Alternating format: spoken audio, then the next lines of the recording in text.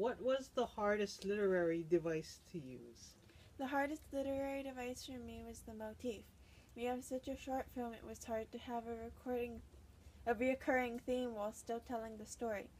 We also wrote our story first, then integrated the motif, so it was hard to just shove stuff into a story that didn't really need them.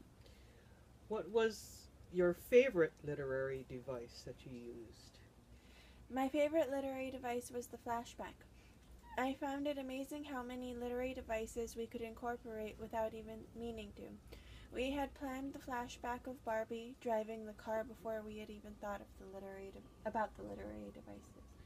Do you feel that after this process you now understand what literary devices are?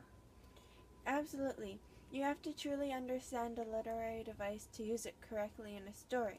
It would have been like trying to pin the tail on the blue donkey in a farm full of donkeys.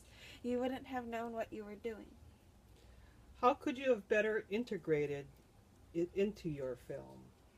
I think if we had planned our story and our literary devices together, it would have really helped because some of our devices seem kind of forced or random, and that's because they are. If we had smoother transitions, it would have helped. Why did you choose those literary devices?